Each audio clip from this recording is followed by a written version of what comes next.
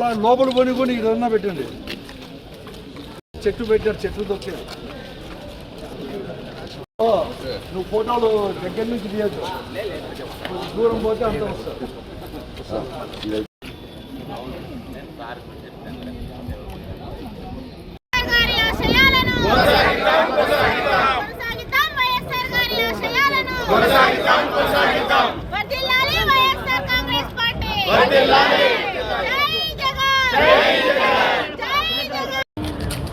హేమంత్ ఎన్నికరా తమ్ముడు కొద్దిగా నేను పెడతా ఈ లాస్ట్ టైంలో నేను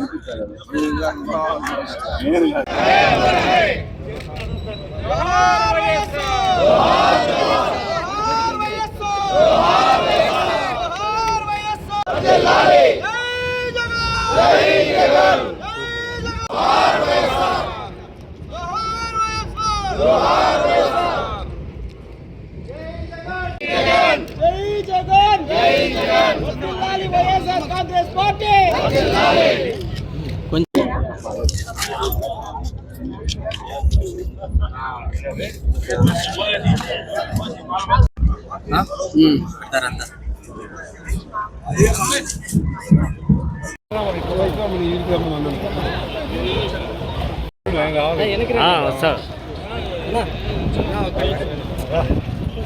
వెనక్కిరా.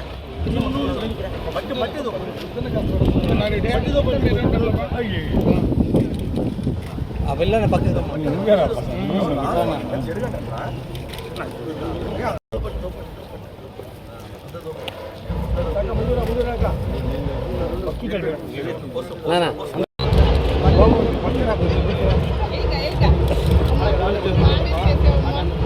పైన పైన వైఎస్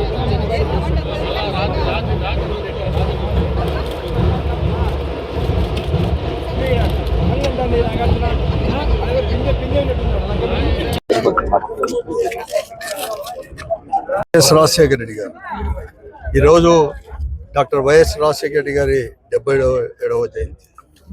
ఆయన మన మధ్యలో భౌతికంగా 12 సంవత్సరాలు లేకపోయినా కూడా చిరస్థాయిగా ప్రజల గుండెల్లో కూడా నిలిచిపోయాడు కూడా.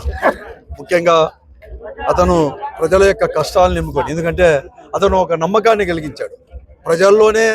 డాక్టర్ వైఎస్ఆర్ అంటే చాలు ఒక నమ్మకం, ఒక ధైర్యం, ఒక భరోసా ప్రజల్ని కూడా. ఏ కష్టం వచ్చినా కూడా అన్నా అని అంటే చాలు సహాయం చేసి కాపాడుతాడని చెప్పి ఒక నమ్మకాన్ని ప్రజల్లో కూడా కల్పించుకున్నాడు.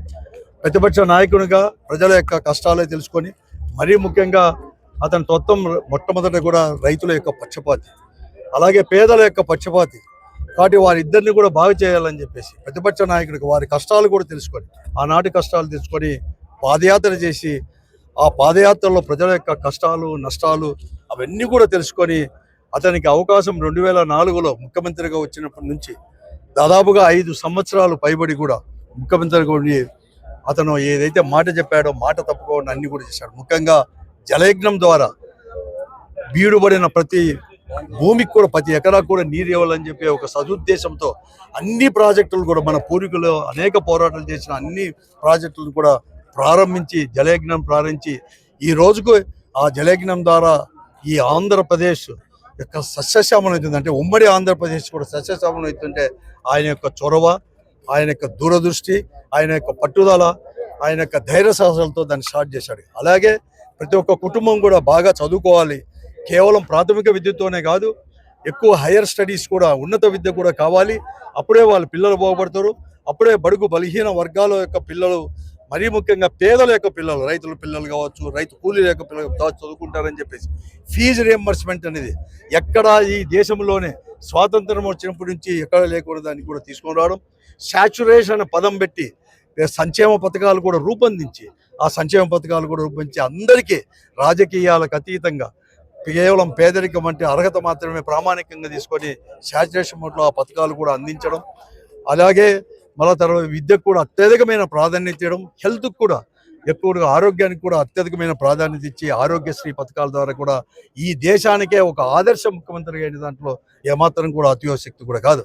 అలాగే నాకు కూడా వ్యక్తిగతంగా కూడా మరీ ముఖ్యంగా నేను పార్లమెంటు సభ్యులుగా 96లో ఉన్నప్పుడు ఆయన గారు కూడా పార్లమెంట్ సభ్యులుగా నాకు సన్నిహిత సంబంధాలు కూడా ఉన్నాయి. ఎంతో కూడా గైడ్ కూడా చేసేవారు. మరీ ముఖ్యంగా ముఖ్యమంత్రి అయిన తర్వాత అతను ప్రతిపక్ష నాయకుడిగా ఉన్నప్పుడు నేను జిల్లా అధ్యక్షుడు కూడా ఉన్నాను. ముఖ్యమంత్రిగా అయిన తర్వాత కూడా అనంతపురం జిల్లా అంటే కరువుకు నిలయం. అనంతపురం జిల్లాలంటే రైతుల యొక్క కూలీలకు, రైతుల యొక్క ఆత్మహత్యలకు నిలయం. అటువంటి అనంతపురం జిల్లాలో ఈ సేద్యం అనేది కూడా కష్టము అని చెప్పి ఆ రోజు ముఖ్యమంత్రిగా ఉన్న చంద్రబాబు నాయుడు చెప్తే, లేదు అనంతపురం జిల్లాలో కూడా సేద్యం చేపిస్తాను, ఒక నమ్మకాన్ని కలిగిస్తానని చెప్పేసి జలయజ్ఞం ద్వారా కృష్ణా జలాలు మళ్లించాలని చెప్పి అనేక పోరాటాలు కూడా సార్థక చేకూర్చున్నాడు డాక్టర్ వైఎస్ రాజశేఖర రెడ్డి గారు. 40 టీఎంసీలు శ్రీశైలం దగ్గర నుంచి 4 జిల్లాలు, మరీ ముఖ్యంగా అత్యధికంగా 6 లక్షల ఎకరాలకు 46 లక్షల కుటుంబాలకు తాగునీరు ఇస్తుంటే సింహభాగం 3,48,000 ఎకరాలకు అనంతపురం జిల్లాకు, అంటే సగానికి సగం పైన 60% కూడా మనకి అనంతపురం జిల్లా కేటాయించి ఈరోజు 40 టీఎంసీలు, 58 టీఎంసీలు, 52 టీఎంసీలు నీళ్ళు వస్తున్నాయంటే ఆయన యొక్క చొరవ, ఆయన యొక్క ధైర్యం అది చేసి, ఎంతో ధైర్యంగా చేసి వెనుకబడిన ప్రాంతాలు ఆత్మహత్యలకు నిలమైన, రైతుల ఆత్మహత్యలకు నిలమైన ఈ అనంతపురం జిల్లాను సస్యశ్యామలం చేస్తే తీసుకొని వచ్చాడు. అంతేకాదు ఈరోజు తాడిపత్రి నియోజకవర్గంలో కూడా నార్త్ కెనాల్ను కూడా స్థిరీకరించేదే కాకుండా 50,000 ఎకరాలని, అలాగే ఈరోజు పెండేకల్ రిజర్వాయర్ కావచ్చు, చాగల్లు రిజర్వాయర్ కావచ్చు, యాడి కెనాల్ కూడా తీసుకొని రావడం కూడా జరిగింది. అలాగే ఇక్కడ కూడా అన్ని చెరువులకు కూడా దాదాపుగా ఈ జిల్లాలో ఉండే అన్ని చెరువులకు నీరు ఇచ్చేదే కాకుండా 3,45,000 ఎకరాలకు నీరు ఇవ్వడం కూడా జరిగింది. ఈరోజు ఎంత కూడా ఇస్తున్నాం, ఇవన్నీ కూడా ఇస్తున్నాం. ఇదే కాకుండా అనంతపురం పట్టణంలో జిల్లా కూడా మరీ ముఖ్యంగా ఆర్ట్స్ కాలేజ్ అనేది కూడా ఇక్కడ అనేది కూడా కర్నూలు జిల్లా వారు ఇక్కడంతా చదువుకుంటారు, హాస్టల్ లేదంటే రూల్స్కు విరుద్ధంగా కూడా ఏమైనా కానీ పేదరికంలో ఉన్న పిల్లలు, ఇద్దరు రాయలసీమ ఉన్న వాళ్ళు బాగా చదువుకోవాలని చెప్పి హాస్టల్ కట్టించండి. నేను ఒక పార్లమెంటు సభ్యుని రిప్రజెంట్ చేస్తానే 10 కోట్లని ఇచ్చి ఈరోజు ఆర్ట్స్ కాలేజ్ హాస్టల్ అనేది కూడా దాదాపుగా కూడా 500-600 మందికి కూడా అక్కడ షెల్టర్ ఇస్తుందంటే అది రాజశేఖర రెడ్డి గారు చూపించిన చొరవ, రాజశేఖర రెడ్డి గారు ముఖ్యమంత్రికి ఇచ్చిన ఇక్కడ. అలాగే కస్తూర్బా గర్ల్స్ డిగ్రీ కాలేజ్ కూడా ఈరోజు సూపర్ స్పెషాలిటీ హాస్పిటల్ ఉండేది కూడా ఆయన రిప్రజెంట్ చేసి ఇచ్చినాడు.